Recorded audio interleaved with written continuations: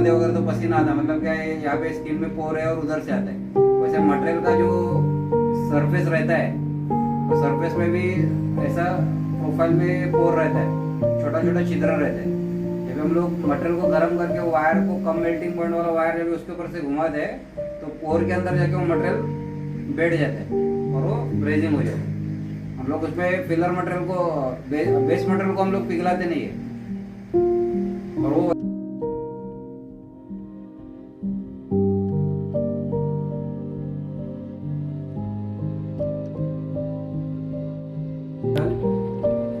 Arc welding, ये क्या है GMAW का प्रोसेस का फुल फॉर्म है। लेकिन वेल्डिंग सीखने के पहले थोड़ा हम लोग शॉर्ट में देखेंगे कि वेल्डिंग का डेफिनेशन क्या है, उसके बाद में वेल्डिंग के टाइप्स को, मटेरियल जॉइनिंग के प्रोसेस कौन से है, वेल्डिंग के जो type of joint, type of position और जॉइंट का टर्मिनोलॉजी आपको मैं शॉर्ट में बताता हूँ, ठीक है।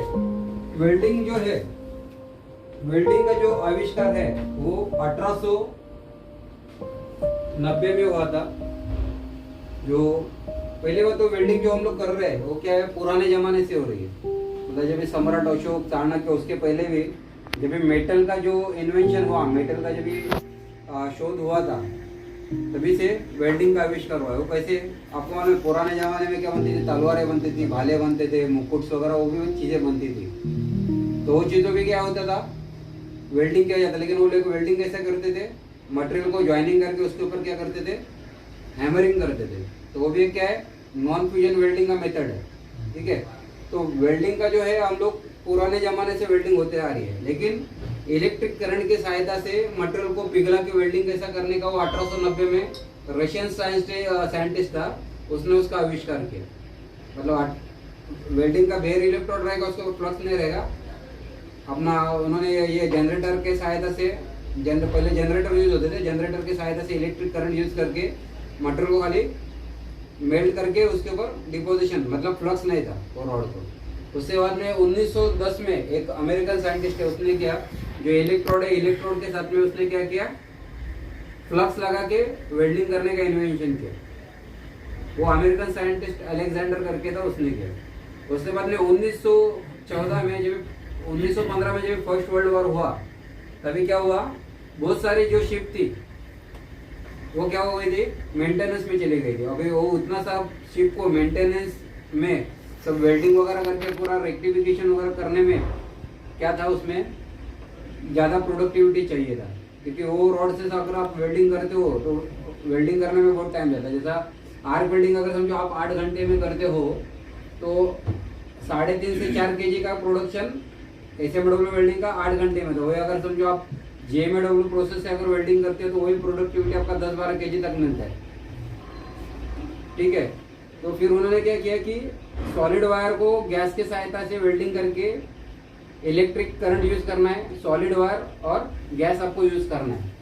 वैसा एक प्रोसेस इन्वेंशन किया, उसको हम लोग GMAW प्रोसेस बोलते हैं। वो क्यों यूज किया है कि प्रोडक्शन अपने को ज़्यादा से ज़्यादा मिल सके। उसके बाद में 1960 में जब ये अवकाशयान मुहिम चालू हो गया और पोलर सैटेलाइट लॉन्च व्हीकल वगैरह जाना चालू हो गया, पहला चंद्रयान गया था, नील आर्मस्ट्रांग पहला क्या है आदमी था चांद पे जाने वाला।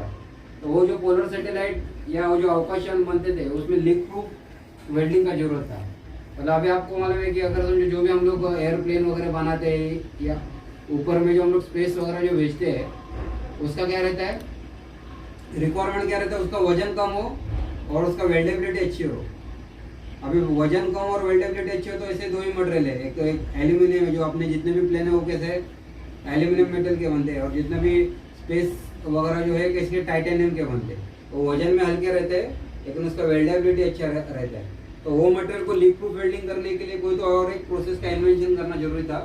तो तभी टिक वेल्डिंग का उसमें आविष्कार हुआ, टंगस्टन इनर्ट गैस। उसमें टंगस्टन की सहायता से क्या करते हैं, इलेक्ट्रोड को क्या करते हैं, गर्म करते हैं। उसके बाद में शील्डिंग के लिए आर्गन गैस यूज करते हैं, इनर्ट गैस, और वेल्डिंग करते हैं, उसको टंगस्टन इनर्ट गैस होते हैं। उसके बाद में वेल्डिंग में और इलेक्ट्रिसिटी में ये दो फील्ड, इसमें 1960 के बाद में इतने बहुत सारे चेंजेस आते रहे टेक्नोलॉजी में। उसके बाद में fusion welding, friction welding, cold welding, hot role welding, बहुत सारे वेल्डिंग के आविष्कार हुए। तो अभी वो मैं आपको एक चार्ट के जरिए मैं एक शॉर्ट में समझाता हूँ मैं आपको, ठीक है? समझ में आ रहा है आपको मैं जो बोल रहा हूँ? अभी मैंने क्या बताया कि हम लोग ये क्लास क्यों कर रहे हैं, हम लोग यहाँ पे क्यों आए। उसके बाद में मैंने आपको क्या बताया, वेल्डिंग का हिस्ट्री बताया।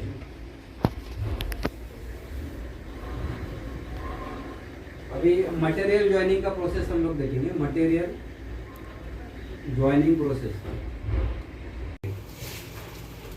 अभी समझो मेरा ये पाइप है,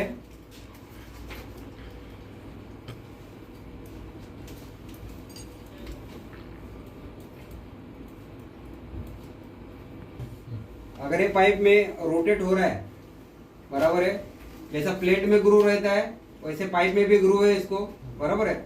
लेकिन पाइप का कैसा है, सर्कुलर राउंड रहता है, बराबर है। अगर समझो वेल्डिंग करते समझो इसको रोटेटर पे लगाया हम लोग, या वेल्डर वेल्डिंग करते टाइम समझो कोई पाइप को घुमाया और खाली वो ऊपर में इलेक्ट्रोड रख रहा है और पाइप घूम रहा है, तो ये कौन सा हो गया आपका 1G पोजीशन हो गई,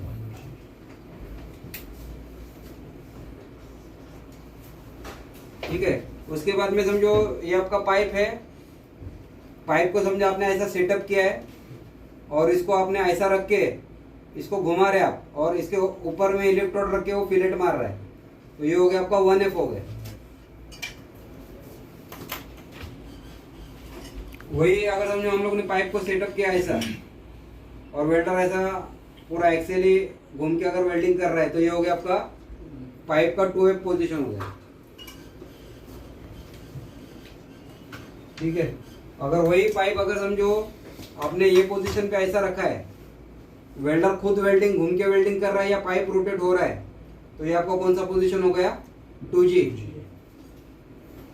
उसके बाद में पाइप में 3G और 4G का पोजीशन रहता नहीं है, पाइप में उसके बाद में पोजीशन रहता है, अगर समझो ये पाइप आपका 180 डिग्री में अगर समझो अर्थ को पैरेलल है, तो ये हो गया आपका 5G पोजीशन हो गया, मतलब पाइप फिक्स रहेगा, वेल्डर घूम के वेल्डिंग करेगा।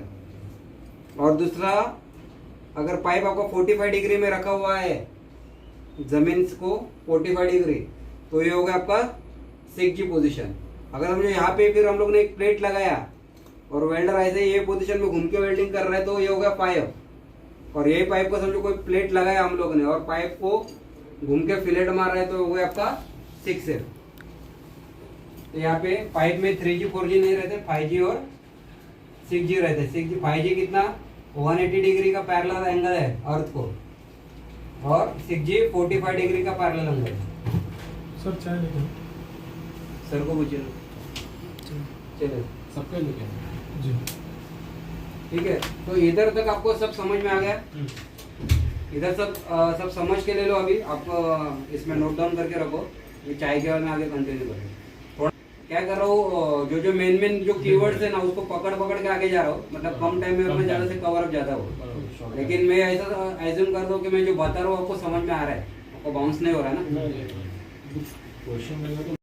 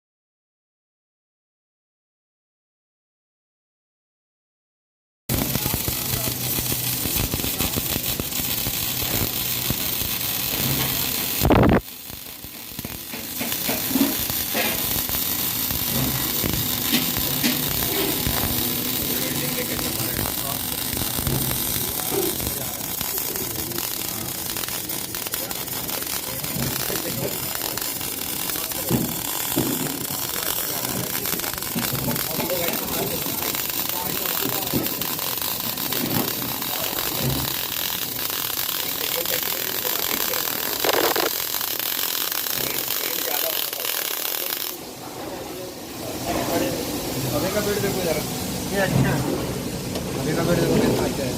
आपका वेल्डिंग मशीन का थोड़ा कारण का वेरिएशन है, लेकिन अभी हम लोग देखो इसको हम लोग अच्छे से किया, सही है, परफेक्ट। अभी का भीड़ देखेगा तो कोई भी वो बोलेगा अरे अच्छा बिल्डिंग है। हाँ सही है, फाइन है